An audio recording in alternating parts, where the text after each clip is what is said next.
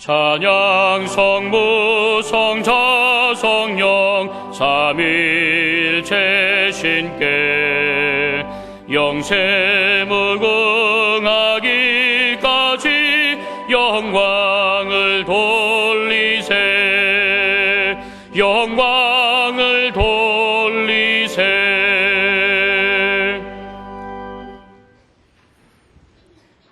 아침에 주의 인자로 우리를 만족해 하사 우리 평생에 즐겁고 기쁘게 하소서. 주의 행사를 주의 종들에게 나타내시며 주의 영광을 저희 자손에게 나타내소서.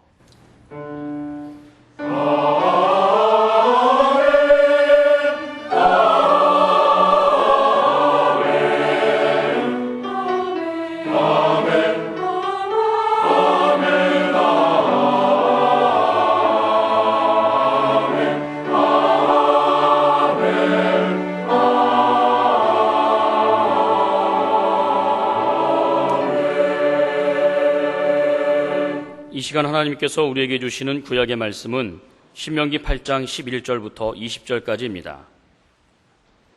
제가 가진 성경으로는 275쪽입니다. 신명기 8장 11절부터 20절까지입니다. 내가 오늘날 내게 명하는 여호와의 명령과 법도와 규례를 지키지 아니하고 내 하나님 여호와를 잊어버리게 되지 않도록 삼갈지어다. 내가 먹어서 배불리고 아름다운 집을 짓고 거하게 되며 또 내 우양이 번성하며 내 은금이 증식되며 내 소유가 다 풍부하게 될 때에 두렵건대 내 마음이 교만하여 내 하나님 여호와를 잊어버릴까 하노라. 여호와는 너를 애굽 땅 종 되었던 집에서 이끌어내시고 너를 인도하여 그 광대하고 위험한 광야 곧 불뱀과 전갈이 있고 물이 없는 간조한 땅을 지나게 하셨으며 또 너를 위하여 물을 굳은 반석에서 내셨으며 내 열조도 알지 못하던 만나를 광야에서 내게 먹이셨나니 이는 다 너를 낮추시며 너를 시험하사 마침내 내게 복을 주려 하심이었느니라. 또 두렵건대 내가 마음에 이르기를 내 능과 내 손의 힘으로 내가 이 재물을 얻었다 할까 하노라. 내 하나님 여호와를 기억하라. 그가 내게 재물 얻을 능을 주셨음이라. 이같이 하심은 내 열조에게 맹세하신 언약을 오늘과 같이 이루려 하심이니라. 내가 만일 내 하나님 여호와를 잊어버리고 다른 신들을 좇아 그들을 섬기며 그들에게 절하면 내가 너희에게 증거하노니 너희가 정령히 멸망할 것이라. 여호와께서 너희의 앞에서 멸망시키신 민족들 같이 너희도 멸망하리니 이는 너희가 너희 하나님 여호와의 소리를 청종치 아니함이니라. 아멘. 주여 주신 말씀대로 살게 하소서. 살게 하소서. 하나님께서 우리에게 주시는 신약의 말씀은 고린도전서 15장 10절입니다. 제가 가진 성경으로는 282쪽입니다. 그러나 나의 나된 것은 하나님의 은혜로 된 것이니 내게 주신 그의 은혜가 헛되지 아니하여 내가 모든 사도보다 더 많이 수고하였으나 내가 아니요 오직 나와 함께 하신 하나님의 은혜로라. 아멘. 미끄러운 눈길에 오시느라고 참 수고하셨습니다. 금년 한 해도 저물었습니다. 도무지 이틀밖에 안 남은 가는 해를 하나님을 믿는 신앙인으로서 어떻게 마무리 지어야 하겠습니까? 오늘의 구약 본문 14절 상반절을 보면 두렵건대 네 마음이 교만하여 네 하나님 여호와를 잊어버릴까 하노라 했습니다. 잊어버리면 안 되는데 하나님의 크신 은혜를 잊어버릴 것이 뻔하기 때문에 미리 경고하고 있습니다. 그러면서 이어서 잊지 말아야 할 이유를 설명하고 있는데 14절 하반절부터 16절에 여호와는 너를 애굽 땅 종되었던 집에서 이끌어내시고 너를 인도하여 그 광대하고 위험한 광야 곧 불뱀과 전갈이 있고 물이 없는 간조한 땅을 지나게 하셨으며 또 너를 위하여 물을 굳은 반석에서 내셨으며 네 열조도 알지 못하던 만나를 광야에서 내게 먹이셨나니 이는 다 너를 낮추시며 너를 시험하사 마침내 네게 복을 주려 하심이었느니라. 이 말씀을 신약적으로 보면 너를 구원하기 위해서 예수 그리스도께서 몸버려 피 흘려 하나님의 자녀 삼으신 것이다, 그 말입니다. 그러면서 특별히 16절 하반절에 마침내 네게 복을 주려 하심이었느니라 그러셨습니다. 그렇습니다. 하나님께서는 우리를 온갖 기적으로 죄와 멸망에서 이끌어내셨고 그러고는 복을 주시려고 준비하셨습니다. 오늘 말씀의 제목이 잊어버릴까 하노라인데 구약 성경에는 하나님께서 베풀어 주신 은혜를 잊지 말지어다 라는 말씀을 수없이 반복하고 있습니다. 왜냐하면 사막에서 단조롭기 짝이 없이 살던 이스라엘 백성이 꿈에도 그리던 가나안 땅에 들어가서 앞선 문화, 문물에 현혹당하기 쉽고 그러다가 하나님을 잊어버리고 그들에게 동화될 수도 있기 때문입니다. 오늘날로 설명하자면 어렵고 힘들 때 신앙생활 곧잘 하던 사람들이 생활에 여유가 생기고 지위가 높아지고 윤택해지다 보면 믿음이 퇴보하기 쉽고 나태해지다가 나중에는 세상에 빠져버리는 경우가 적지 않은 것과 같은 현상입니다. 하나님의 은혜 잊으면 안 됩니다. 크나큰 은혜는 물론 아무리 작아 보이는 것도 반드시 간직하고 기억하고 명심하면서 두고두고 하나님께 감사해야 합니다. 오늘의 신약 본문 하반절을 개정판으로 보면 나는 사도들 가운데 어느 누구보다 더 열심히 일하였습니다. 그러나 이렇게 한 것은 내가 아니라 나와 함께 하신 하나님의 은혜입니다. 무슨 말씀입니까? 바울은 맨 나중에 사도된 사람이었지만 먼저 사도된 누구보다도 일을 많이 했습니다. 그가 구원한 사람이 얼마며 세운 교회가 많고 주의 이름으로 행한 기적이 셀 수도 없었고 거기다가 하나님께서 바울로 하여금 성경을 기록하게 하셔서 그가 남긴 성경이 신약 성경의 절반이나 되는 업적은 얼마나 놀라운 실적입니까? 어느 신학자는 이렇게 말했어요. 바울이 없었더라면 기독교는 없어졌을 것이다. 바울의 공로가 기여가 그렇게 대단하다 하는 것을 나타내는 말입니다.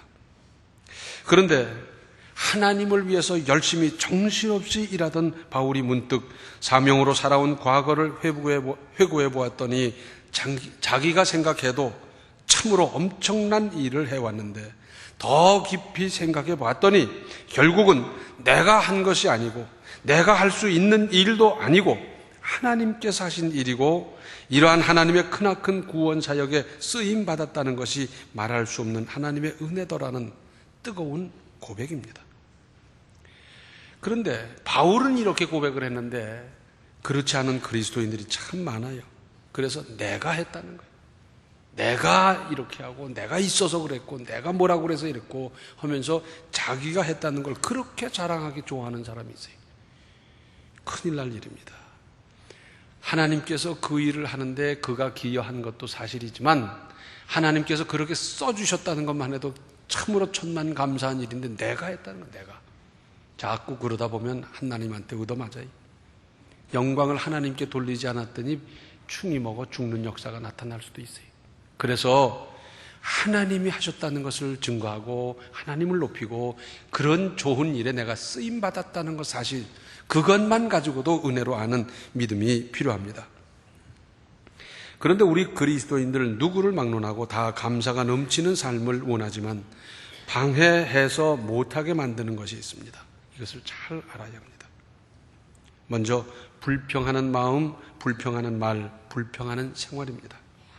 사람이 한평생을 살아가면서 불평하려 들면 한도 끝도 없을 수 있습니다. 그래서 한없이 불평하며 살겠습니까? 입술에 열매를 짓는 하나님 앞에서 불평을 확대 재생산하며 내 인생을 그렇게 만들어 가시겠습니까? 시편 31편 1절에는 불평하지 말라고 말씀하셨습니다. 왜냐하면 불평을 늘어놓다 보면 감사하는 마음은 줄어들고 좀 먹어버리기 때문입니다. 그래서 불평하는 것이 많은 만큼 감사하는 건 줄어들게 돼 있어요.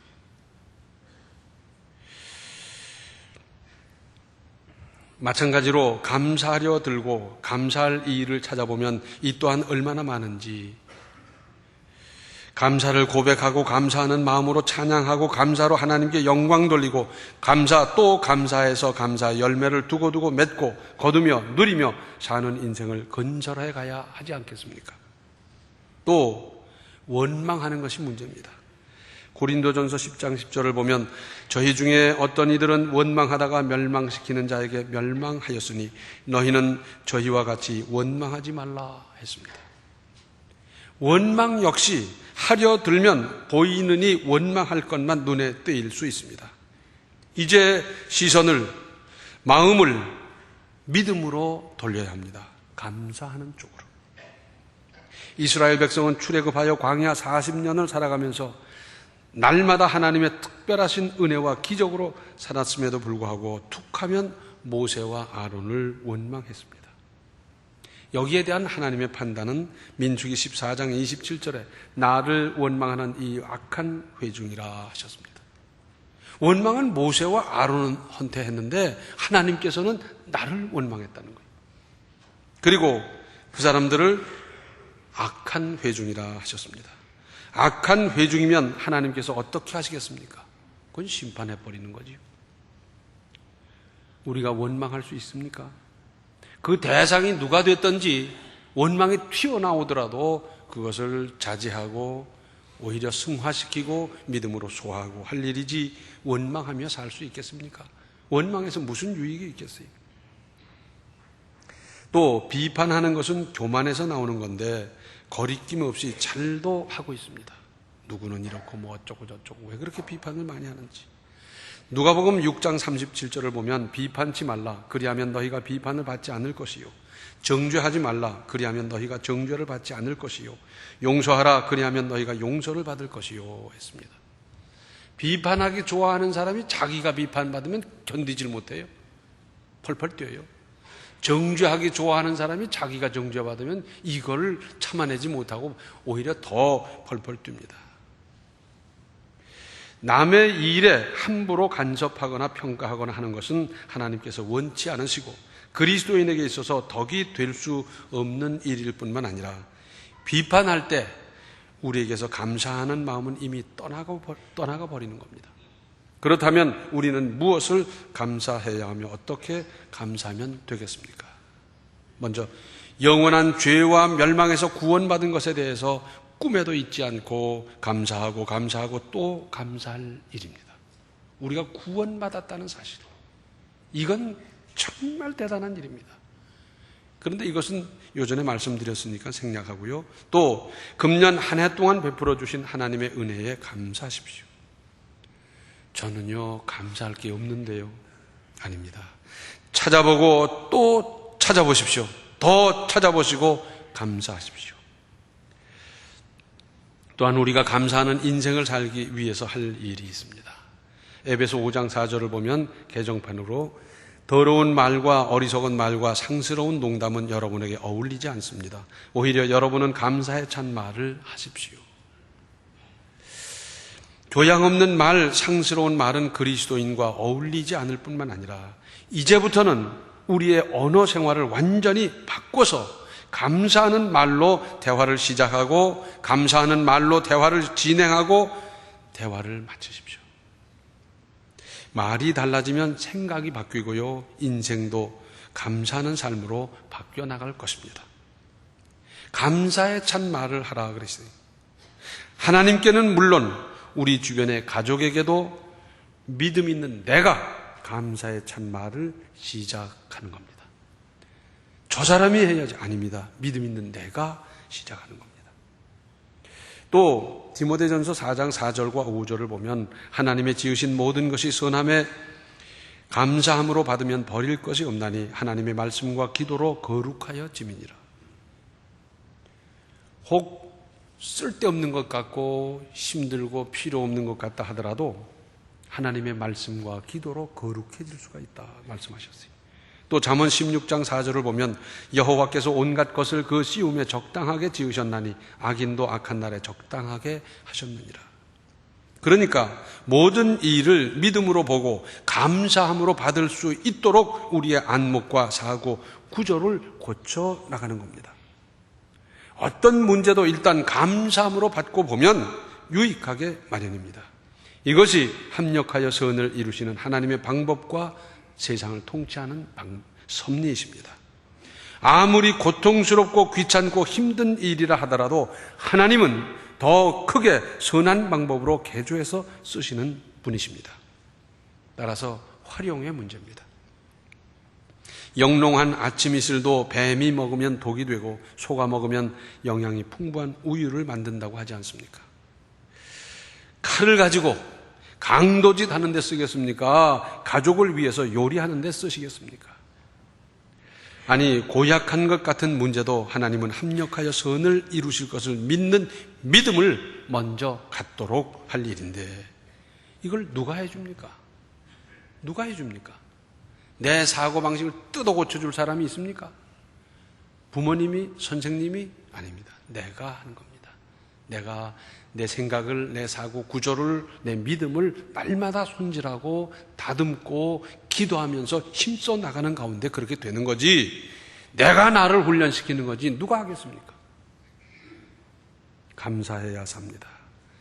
범사에까지, 평소에 자연스럽게 만나는 당연하고도 사소한 것 하나하나까지 감사하는 믿음, 그렇게 살면 감사의 열매가 따르는 겁니다.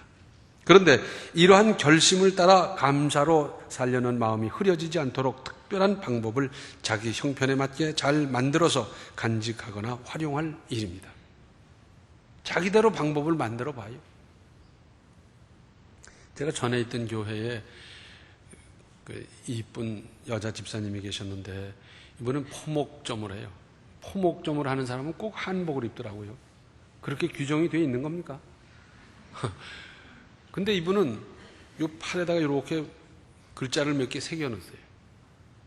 성경 구절이라 그래요. 그런데 성경 구절 전부 다 쓴 게 아니고 이렇게 간략하게 몇 자만 적어서 자기는 알 수 있도록 그렇게 해서 혹 울분이, 혹 분노가, 혹 억울한 일이, 뭐 시험이 등등 여러 가지 닥쳐오면 꼭 이렇게 보는 거예요.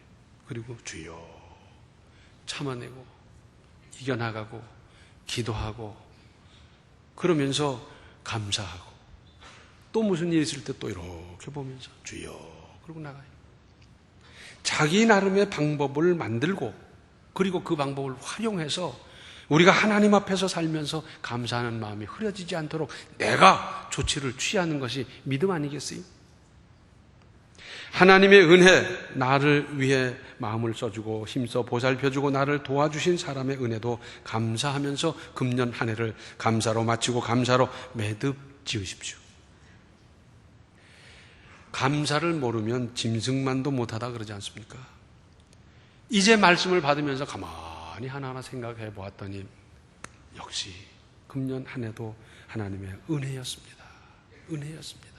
1월도 은혜였고 2월도 은혜였고 봄에도 은혜였고 여름에도 은혜였고 이러이러한 일을 하나님 은혜 주셨습니다. 참 감사합니다. 다 떠오르지 않습니까? 그리고 우리 주변에 있는 여러분들에게 감사하는 겁니다. 잘 자라줘서 고맙다 하더라. 1년 동안 나를 내조하느라고 수고했으니 참 고맙소. 주변 여러분들과 이런 감사의 인사를 나누면 그 가정은 얼마나 화평해지겠어요? 원망하고 비판하고 해가지고 무슨 가정의 평화가 이루어지면 되겠습니까? 금년이 오늘까지도 해야 이틀밖에 안 남았는데 맞아, 그럼 이틀만 감사하면 되겠네, 그러시겠어요? 내년 초까지 이 마음 감사하는 믿음으로 이어간다면 더 좋은 일 아니겠습니까? 어떤 목사님이 그래요. 자기는 가끔 한 번씩 꼬집어 본대요. 이게 꿈인가?